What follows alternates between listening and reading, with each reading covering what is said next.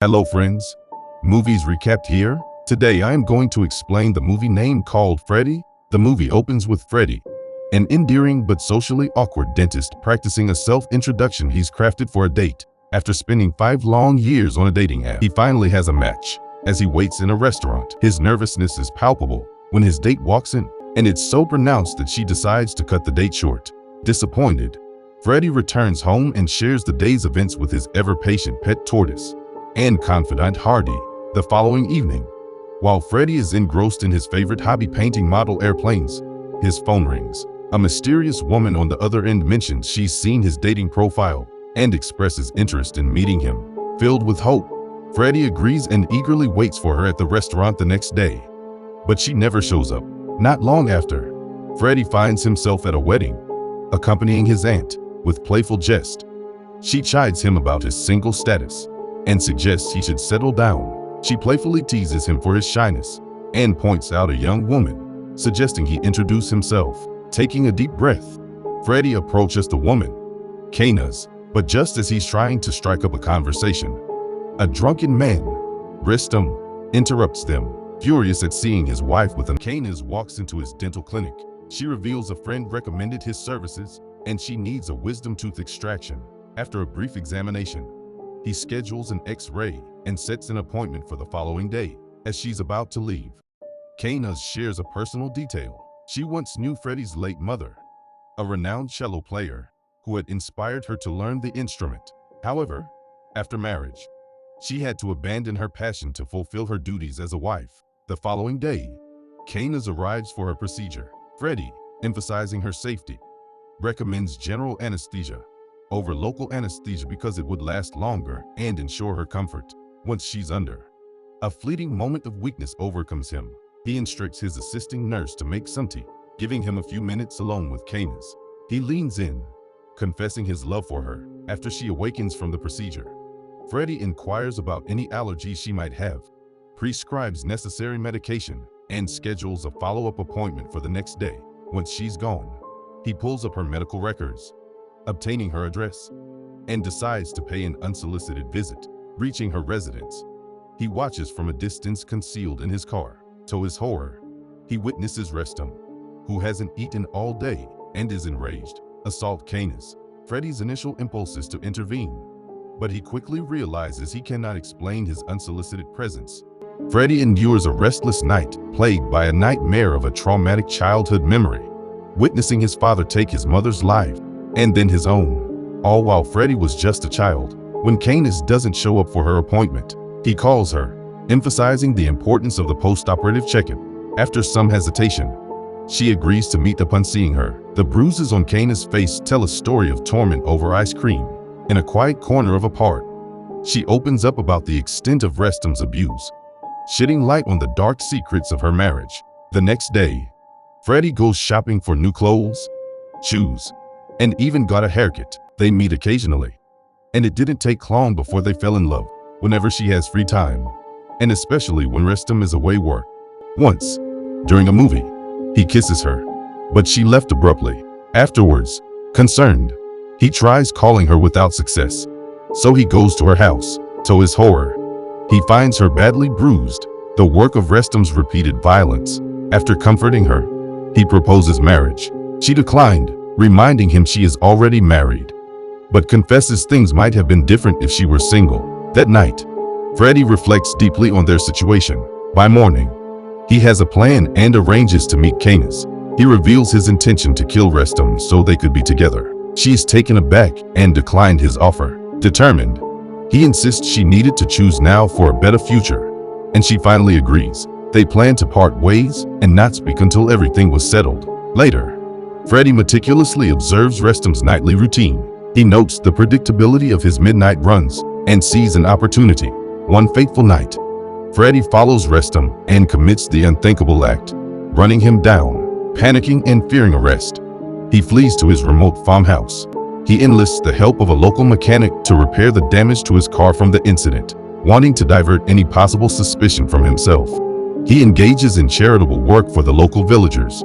Back in the city, Rustom's untimely death attracts police attention as they delve deeper into the investigation. Piecing together the events leading up to that night, The net around Freddy begins to tighten. After 2 weeks, Freddy heads to Kainaaz, hoping she would welcome him with an open arm. But instead, a stranger opened her house, and it is revealed that it is the secret boyfriend of Kainaaz. The stark revelation of Kainaaz's manipulation shattered Freddy's world. His misguided quest to save Kainaaz and build a life with her had, in the end, been nothing but a pawn in her scheme.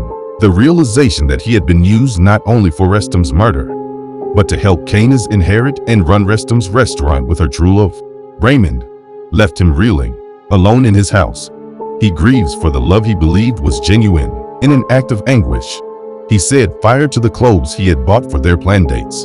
The following day, he goes to Kainaaz's restaurant and ordered a glass of milk. As he drinks it, he shot intense glares at the staff, unsettling them. Raymond, seeing this, approaches Freddy and spat in his milk. Freddy, undeterred, continues to drink. Freddy asks Kainaaz to apologize to him, but before Kainaaz could respond, Raymond, coming to her defense, struck Freddy, sending him crashing to the floor. Holding his ground, Raymond warns Freddy that they have those photos of him stalking Kainaaz and all the messages he sent her, and if he doesn't stop this nonsense, he won't hesitate to go to the police. Driven by vengeance, Freddy meticulously plots his retaliation. Late one afternoon, he observes Raymond and Kainaaz's departure from their home.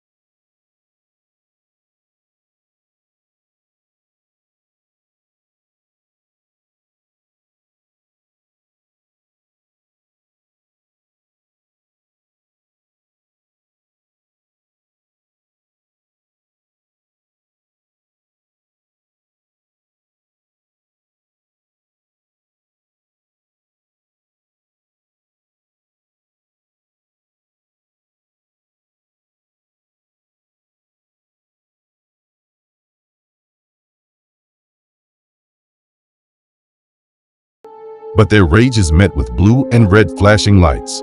Freddy, always one step ahead, has alerted the police in anticipation of their arrival. Desperate, Kainaaz and Raymond try to convince the officers of Freddy's guilt, implicating him in Rustom's death and detailing their recent tribulations, yet without concrete evidence, which Freddy had been meticulous in erasing.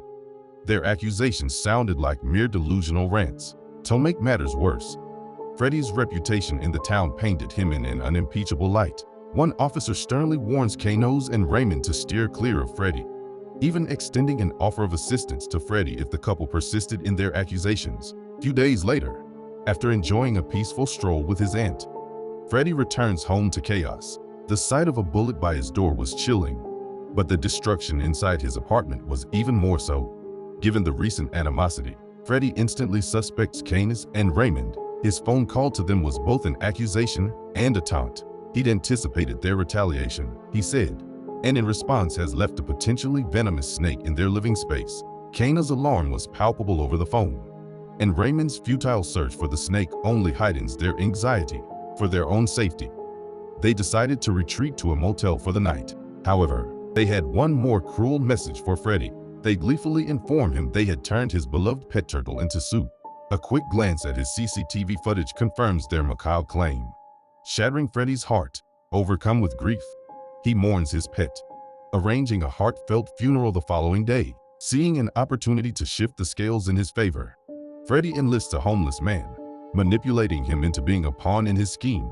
He pays the man to mislead the police with a fabricated eyewitness account of Rustom's murder, implicating himself indirectly by giving the homeless man his license plate number. When the police arrived at his clinic, Freddy is ready. He cunningly portrays Raymond as the true culprit, alleging that he has used Freddy's car on the night of the murder to further bolster his claims. He showcases fabricated messages he had sent to himself, painting a picture of Raymond's supposed guilt. The cherry on top is the undeniable CCTV footage of Kainaaz and Raymond's break-in at his apartment.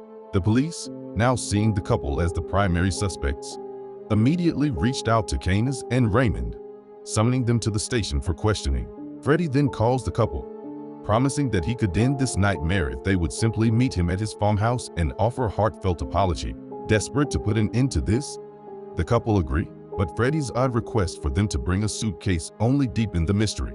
The night was pouring a storm. As Kainaaz and Raymond approach Freddy's farmhouse, Freddy greets them with an unsettling calm, his demeanor betraying nothing of the animosity they shared as he poured wine. The gleam of a gun on the counter sends shockwaves of fear through the couple. Raymond, always on high alert, tried to communicate silently with Kainaaz, urging her to seize the weapon. Kainaaz manages to get close enough to Freddy to snatch the gun. A smug satisfaction spread across her face as she taunts Freddy, hinting at how his father's gun would tell a tale of his suicide. But when she pulled the trigger, an echoing click confirmed the gun was empty.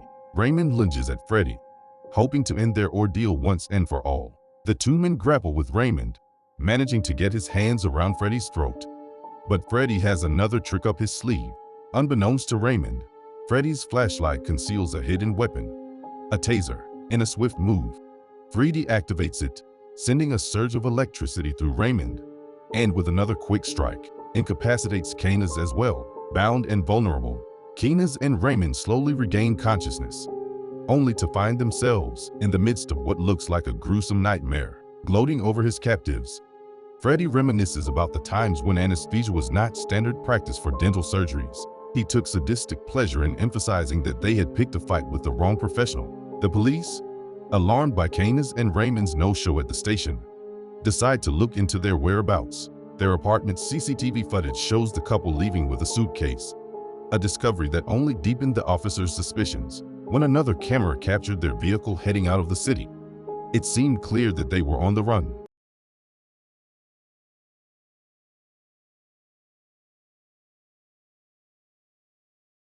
Back in the farmhouse, Kainaaz, sensing the urgency of the situation, attempts to play her final card. She tries to sow division by throwing Raymond under the bus, insisting he is the mastermind behind their actions, even the cruel death of Freddy's beloved turtle. But Freddy wants to check if she was lying to him and retrieves his mother's cherished cello.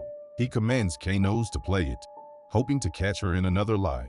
Kainaaz, trembling and unfamiliar with the instrument, Freddy ties her back and commences his most chilling act of vengeance, extracting each tooth from the hapless couple. Their agonized screams punctuated the air as they endured the excruciating pain without the mercy of anesthesia. Once done, he unceremoniously dumps them into a freshly dug pit, preparing to bury them alive. Freddy buries Kainaaz and confesses that he still loves her, and he lies down atop Kainaaz's grave.